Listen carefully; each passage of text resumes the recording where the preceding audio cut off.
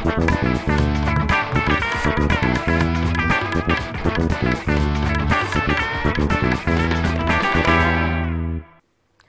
Rajya Sabha television की खास पेशकश गोष्ठी में आप सभी का स्वागत है। मैं हूं स्वाति भाटिया रावत। आज गोष्ठी का कारवा आ पहुंचा है मध्य भारत यानी मध्य प्रदेश में। जैसे कि हम सब जानते हैं कि मध्य प्रदेश देश के दूसरे बड़े राज्यों में एक है। ये अपनी सांस्कृतिक धरोहर, संस्कृति, लोकगीत और संगीत के लिए काफ़ी माना जाता है।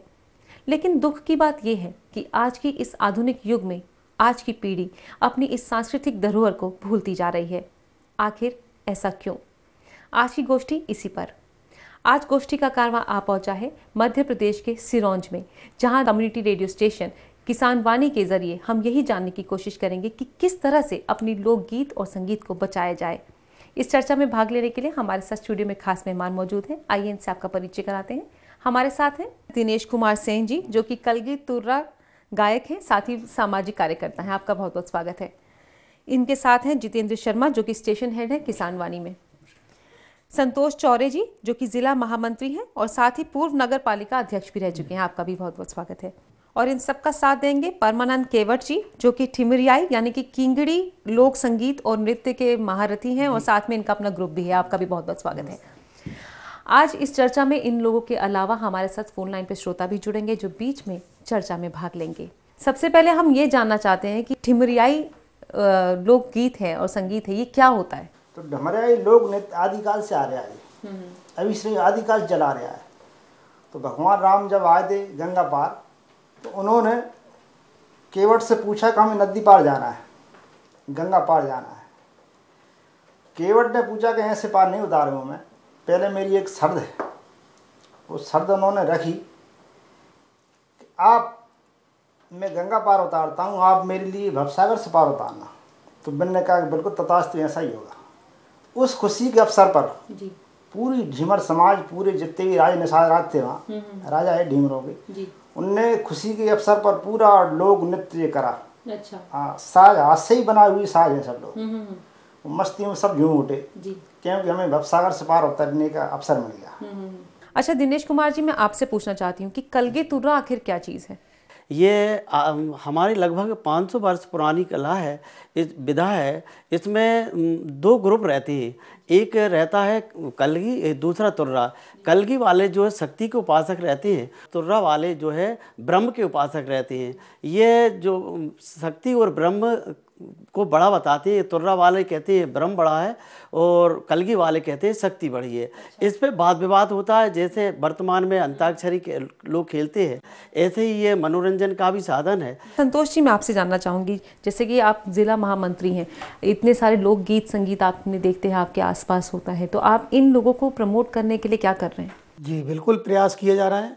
जो लोक कला के गीत हैं और कई विधाओं में जो कार्यक्रम जो चल रहे हैं, उनके लिए मध्य प्रदेश शासन तो प्रोत्साहित कर ही रहे हैं। सभी कलाकारों को प्रोत्साहन दिया जाता है। जो किंगड़ी और जो बताई है इनने, ये गणेश की अथाई से ही इनको सबको प्रेरित किया गया है और वहीं से ये सारी कलाएं जो है संचालित करवाई जाती हैं। अच्छा जितेंद्र जी, आपसे मैं जानना चाहूँगी, आप स्टेशन हेड हैं, तो आप किस तरह से अपने स्टेशन को इन लोगों की आवाज़ के साथ जोड़ पाते हैं? तो रेडियो सुनते ही दिमाग में आता है कुछ मनोरंजन हो जाए, कुछ गाने हो जाए, लेकिन हम ये चाहते थे कि बॉलीवुड सॉन्ग्स के ज़रिए हम मनोरंजन ना प्रोवाइड करें। तो मैंने और बहुत सारे रेडियो स्टेशंस ने ये सोचा कि हम लोग यहीं की कला को करके देखते हैं। ये एक प्रैक्टिस मोड में था। लेकिन जब हमने इन कलाओं को अपने रेडियो स्टेशन पर रिकॉर्ड किया, ब्रॉडकास्ट किया, उसके बाद जो हमारे पास फीडबैक आए कि ये कला केवल प्रचार प्रसार की कमी के कारण विलुप्ति की कगार पर है। वरना भारत जैसा जो देश है, विभिन्न संस्कृतियाँ, विभिन्न भाषाएं, विभिन्न लोक कलाएं, अगर आप किसी भी जगह पर जाते हैं वहाँ पर आपको कोई ना कोई लोक विधा मिल जाएगी। बस ज़रूरत ये है कि आप जैसे न्यूज़ चैनल्स, हमारे जैसे रेडियो स्टेशंस उन लोगों की बात को, उन लोगों की आवाज़ को जनता तक पहुँचाएं। अच्छा, यहाँ मैं आपको रोकना चाहूँगी, एक कॉलर हमारे साथ जुड़ गए हैं। हेलो। हेलो मैडम जी। मेरा नाम मुकेश कुमार नामदेव है। जी मुकेश जी, अपना सवाल पूछिए। मेरा सवाल ये है, ये लोक संगीत क्या होता है और हमारे लोक संगीत यानी मध्य प्रदेश में कौन कौन से होते हैं? जी जी जी जी, बहुत बहुत शुक्रिया मुकेश जी। मुकेश जी ये जानना चाहते हैं कि मध्य प्रदेश में कितनी तरह के लोकगीत हैं? मैं बताना चाहूँगा, यहाँ पर बहुत तरह के लोक गीत भी हैं, बहुत सारे लोक नृत्य भी हैं। जैसे अगर यहाँ पे बात की जाए, सबसे ज़्यादा फेमस है वो है राई। उसे गाया भी जाता है, उसकी एक लय होती है और उसको उसी लय के साथ उसी रिदम में नाचा भी जाता है। ठीक ऐसे ही जैसे हमारे साथ परमानंद केवट जी बैठे हैं, इनकी जो कला है ढिमरियाई या यूँ कहें किंगड़ी गायन, ये भी लोक नृत्य और लोक गीत दोनों ही कलाओं का एक मिश्रण है। इसके अलावा आपने सुना होगा बुंदेलखंड रीजन में आल्हा उदल बहुत चलता है। आल्हा उदल एक्चुअली वॉरियर्स की कहानी है, यूँ कहें कि ये वीर रस की एक विधा है, ये बहुत गाया जाता है। साथ में यहाँ पर लहंगी एक कहा जाता है, लहंगी को भी गाया और नृत्य दोनों ही किया जाता है। उसके अलावा यहाँ पर एक लमटेरा नाम से एक विधा है। उसके अलावा हमारे यहाँ पर कलगी तुर्रा, जो कि सिर्फ मेरे ख्याल से सिरौंज में ही है। हाँ, इसकी जो वैरायटीज़ हैं वो आपको अलग अलग जगह पर मिल जाएंगी। कलगी तुर्रा की तरह ही ब्रज क्षेत्र में लांगुरिया दंगल होते हैं। ये शास्त्रों के आधार पर एक दूसरे के साथ कंपटीशन होता है। जैसे हम अंताक्षरी खेलते, जैसा कि सेन साहब ने भी कहा, बस ये अंताक्षरी होती है शास्त्रों पर, ये अंतराक्षरी होती है इतिहास पर, ये अंताक्षरी एक दूसरे के साथ तर्क वितर्क में होती है और इसका जो गायन है वो कभी कभी नृत्य के साथ भी किया जाता है। यानी कि बहुत सारी लोकगीत इस राज्य के साथ जुड़े हुए हैं। फिलहाल मैं आप सभी को यहाँ रोकना चाहूंगी, वक्त हो गया एक छोटे से ब्रेक का। लेते हैं एक छोटा सा ब्रेक और जल्द हाजिर होते हैं। देखते रहिए गोष्ठी। ब्रेक के बाद एक बार फिर आप सभी का स्वागत है गोष्ठी में। आज हम चर्चा कर रहे हैं कि मध्य प्रदेश में उसकी लोक गायकी, लोक संगीत और लोक नृत्य को किस तरह से बचाया जाए। परमानंद जी, आपकी एक बहुत ही खासियत है और हम देख रहे हैं कि आप हाथ में एक इंस्ट्रूमेंट भी है, ये क्या है, थोड़ा इसके बारे में बताएंगे? यह है किंगड़ी जी। इससे किंगड़ी बोलते हैं, लोग मुख्य कलाकार गाता है इससे। ये लकड़ी का बनता है, स्वयं ही बनाते हैं हम लोग, खुद बनाते हैं। क्या क्या है थोड़ा बताएंगे इसके बारे में? इस पे घोड़े के बाल लगे हैं जी, ताल लगे हैं और ये बांस का है, बांस का ही डंडी है बजाने वाला, और नारियल का ये है। अच्छा, नारियल का खोल है, नारियल खोला है। अच्छा, तो इससे आप बनाते हैं। आप किंगड़ी माहिर हैं, है ना? इसी में आपका एक ग्रुप है जो गाता बजाता है, नृत्य करता है। किस तरह का ये लोकगीत है, किस तरह का लोक नृत्य है, क्या होता है इसमें? देखिए, हमारा समाज कई प्रदेशों में ये काम करता है और माझी समाज है, इसको सब गाते बजाते हैं, इसी धुन में मस्त रहते हैं। गरीब परिवार के लोग होते हैं सब लोग। अच्छा। इसमें जब आप ये परफॉर्म करते हैं तो किस तरह से परफॉर्मेंस होती है, कैसे आप उसको करते हैं? सब साज सब जे खंजड़ी रखी है मेरे पास, और तवा रखा है, झंझर रखा है, बांसुरी रखी है और मंजीरे रखे हैं, झंझरा रखा है। पारंपरिक नृत्य जी हमारा जी। खुशी के मार झूम उठते हैं, इसी प्रकार से हमारा पूरा समुदाय गाता है जी। आनंद मंगल।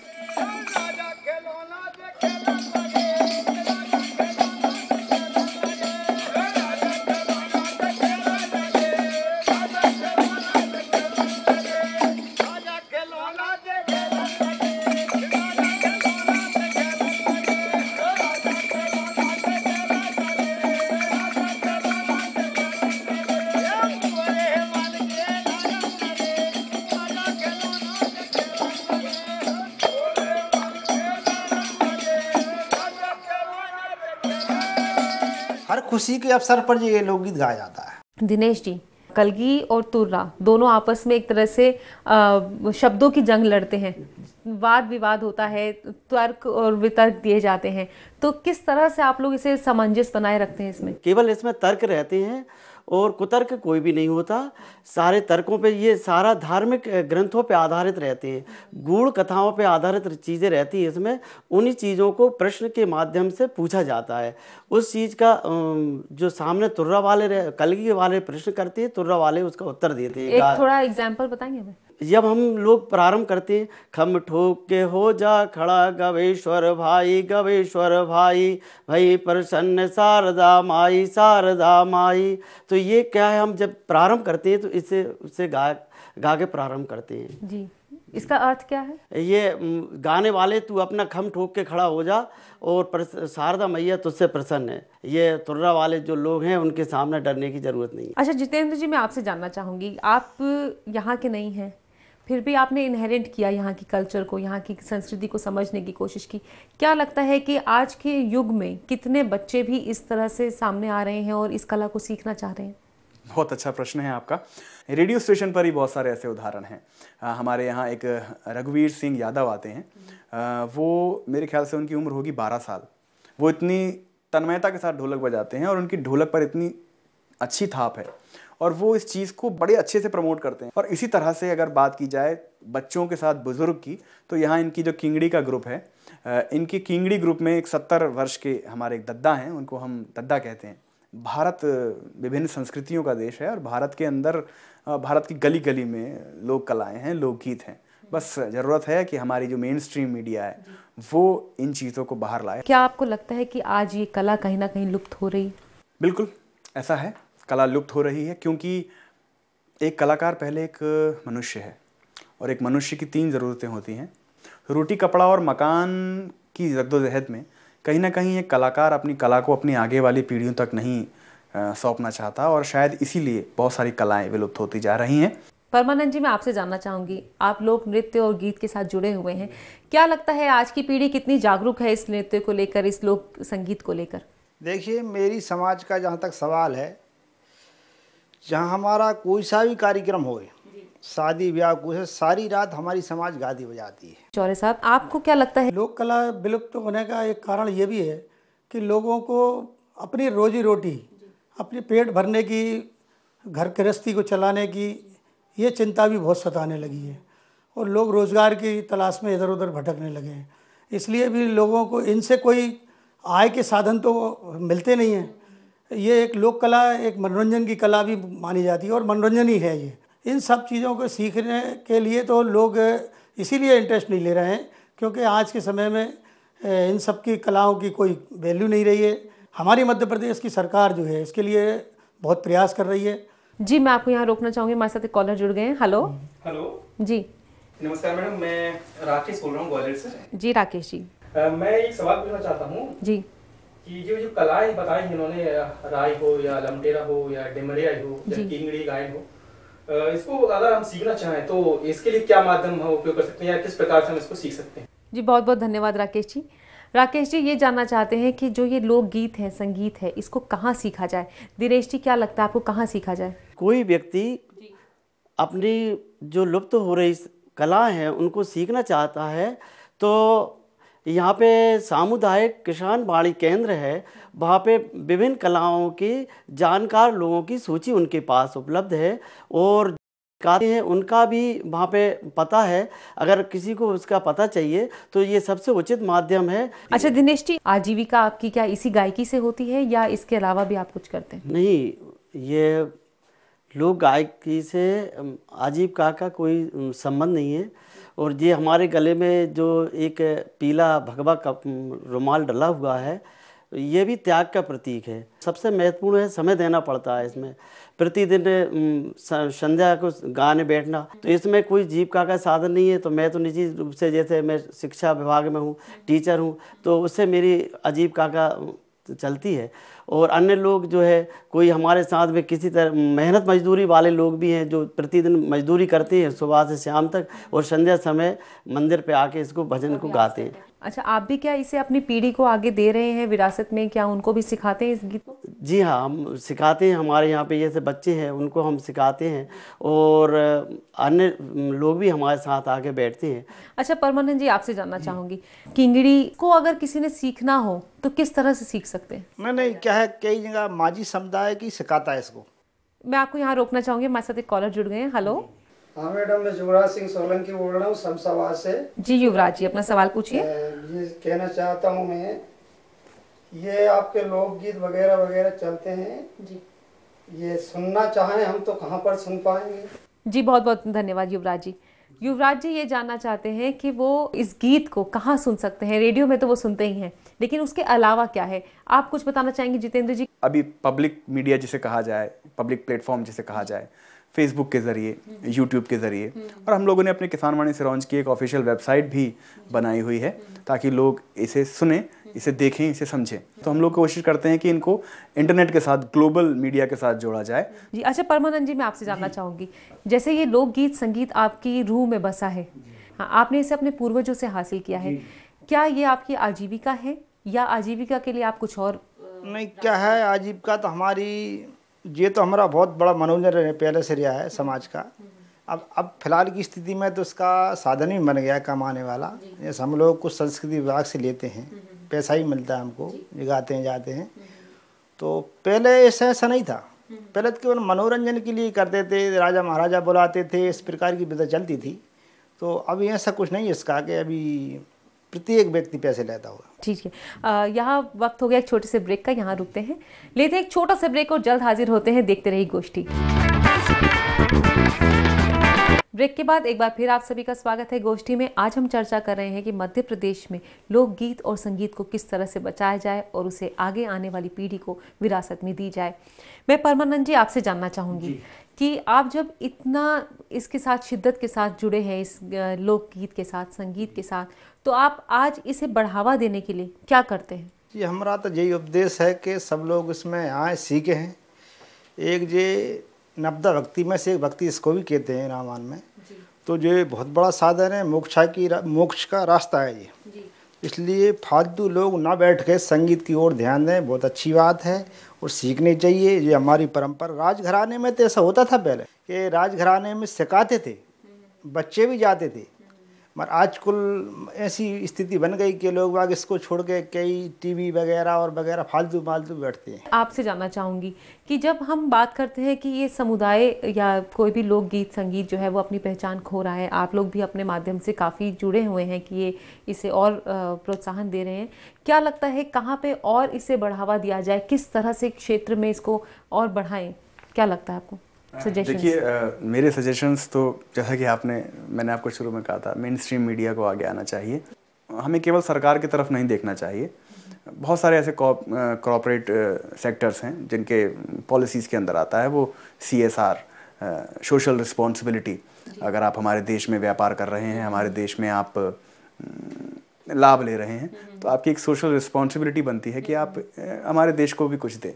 अच्छा, इसके अलावा जैसे आप का, क्योंकि आपका किसान वाणी कम्युनिटी रेडियो स्टेशन है जो किसानों के लिए है, उन्हें जागरूक करने के लिए, तो किस तरह से आप इस संगीत को उनके साथ इंटर रिलेट करते हैं, जोड़ते हैं उनके साथ? मैंने यहाँ पर ये कोशिश की है कि मैं लोक धुनों को यूज़ करते हुए, एक मीडियम बनाते हुए सामाजिक संदेश पहुँचाऊँ। यहाँ पर हम लोग जो कोशिश करते हैं, चाहे वो राई की धुन हो, चाहे वो ढिमरियाई की धुन हो, तो इनके हमने बहुत सारे गाने रिकॉर्ड किए हैं जो धुन वही है, बट उसमें हमने ये बताया है कि नशा मुक्ति आप कैसे कर सकते हैं, बाल विवाह नहीं करना चाहिए, आपको दहेज उत्पीड़न के खिलाफ आवाज़ उठानी चाहिए, आपको कृषि में क्या क्या क्रियाएं करनी है। हमारा सबसे पहला मेन मोटिव है और शुरुआत में हमने इस चीज़ को एक मीडियम की तरह यूज़ किया था, लेकिन हमें बाद में ऐसा एहसास होने लगा इसको भी प्रमोट करना चाहिए, जो ओरिजिनली इसको संरक्षित करने की बहुत बड़ी आवश्यकता है। गीत संगीत का सहारा लेकर आप जो हैं इनके कृषि संबंधी जानकारियां उनको जागरूक कर रहे हैं किसानों को। बहुत बढ़िया आपकी कोशिश है ये। अच्छा, मैं आपसे जानना चाहूँगी चौरे साहब कि जब ये इतना कुछ कर रहे हैं तो क्या प्रशासन भी इसमें बढ़ चढ़ कर हिस्सा ले रहा है? क्या कुछ इन्होंने कोई प्रावधान या कोई पॉलिसीज़ निकाली हैं इन लोगों को मदद करने के लिए? जी, उनने मध्य प्रदेश सरकार ने प्रयास किए हैं और कर भी रही है। सरकार का पूरा सहयोग है। माननीय मंत्री जी ने इनको प्रोत्साहित किया है। यहाँ पे एक बहुत बड़ा भव्य कार्यक्रम किया था। अच्छा जितेंद्र जी, मैं आपसे जानना चाहूँगी कि आप लोग को एक पुरस्कार भी मिला, क्या है उसके बारे में हमें बताइए। देखिए, हर साल information broadcasting ministry radio stations को आगे प्रमोट करने के लिए एक अवार्ड फंक्शन का आयोजन करती है। अलग अलग कैटेगरीज में अवार्ड्स दिए जाते हैं, तो इस साल हमें प्रमोटिंग लोकल कल्चर के लिए फर्स्ट अवार्ड मिला है। इस तरह से जो प्रमोशन एक्टिविटीज़ की जाती हैं सरकार की तरफ से बहुत लाभदायक साबित होती हैं और हमें बहुत उत्साह मिलता है आगे और जोश के साथ काम करने का। अच्छा दिनेश जी, मैं आपसे जानना चाहती हूँ कि जब हम बात करते हैं कि यहाँ पे लोकगीत हैं, संगीत हैं, आप लोग भी इतनी मेहनत के साथ, शिद्दत के साथ इस कला के साथ जुड़े हुए हैं, क्या कुछ भविष्य आपको लगता है, क्या कभी उदासी भी लगती है कि आप सिर्फ अकेले ही मैं इसके साथ लड़ रहा हूँ और कोई दुनिया मेरे साथ आसपास नहीं है? क्या कभी ऐसी मायूसी फील हुई? नहीं, मायूसी कभी नहीं महसूस हुई हमारे लिए। ऐसा कभी नहीं लगा कि हम अकेले हैं। हमारे पीछे बहुत लोग रहते हैं। केवल बस अभाव है तो उस चीज़ को ज़्यादातर लोगों तक पहुंचाने का अभाव है। जी, एक कॉलर हमारे साथ जुड़ गए हैं। हेलो हेलो, नमस्ते मैडम। जी नमस्कार। मैडम, मेरा नाम मोहन पंथी है जी, और मैं गंजवासोदा से हूँ। मोहन जी, अपना सवाल पूछिए। जी, जी मैडम, मैं ये जानना चाहता हूँ जो अपना कार्यक्रम चल रहा है तो ये क्या शिक्षा के क्षेत्र में हम आगे जोड़ सकते हैं? जी बहुत बहुत शुक्रिया मोहन जी। मोहन जी का सवाल है कि क्या लोकगीत और संगीत को शिक्षा के साथ भी जोड़ा जाएगा या जोड़ा गया है? क्योंकि दिनेश जी आप अध्यापक हैं तो मैं आपसे जानना चाहूँगी कि क्या प्राथमिक शिक्षा में इसका कोई प्रावधान है? जो प्रश्न है बहुत सुंदर प्रश्न है। सबसे ज़्यादा अगर कोई चीज़ से बच्चे में सीख आ सकती है तो वो संगीत के माध्यम से सबसे ज़्यादा सरल विधा है संगीत। संगीत हृदय ग्राही है, सबसे ज़्यादा बच्चों के मन में संगीत जल्दी उतरता है। तो मध्य प्रदेश सरकार ने प्राथमिक शाला की हिंदी विषय में ये लोकगीत के कई पाठों को उसमें जोड़ा है। तो ये इस दिशा में बहुत अच्छा कदम चल रहा है मध्य प्रदेश सरकार का। जी अच्छा, मैं आपसे जानना चाहूँगी संतोष चौरे जी कि जब इन्होंने कहा कि ये जोड़ा गया है अभी भी, यानी कि सरकार बढ़ावा दे रही है और ये लोग भी अपने बल पे कोशिश कर रहे हैं कि कितना भी बढ़ा सकें, इसको प्रचार कर सकें, वो कर रहे हैं। आपको क्या लगता है और कितने प्रचार की ज़रूरत है और किस तरह से इसको और हम विकसित किया जाए? दिनेश जी ने बहुत अच्छी बात बताई है कि ये पढ़ाया तो जा रहा है और इस विधा को सिखाने का प्रयास भी किया जा रहा है, लेकिन इसमें और भी बहुत गुंजाइश है। सरकार को इसके ऊपर ध्यान देना चाहिए। इसके माध्यम से लोक कला की भी जानकारी मिलती है, क्योंकि जो संगीत जितने भी विधाएं जो सिखाई जाएंगी उसके माध्यम से जो है अगर लोगों को चांस मिलेगा तो निश्चित है बहुत अच्छे अच्छे कलाकार भी बनेंगे, लोग आत्मनिर्भर भी बनेंगे। अच्छा परमानंद जी, हम आपके लोकगीत और संगीत को कुछ सुनना चाहेंगे थोड़ा सा। जी थोड़ा सुनाएंगे?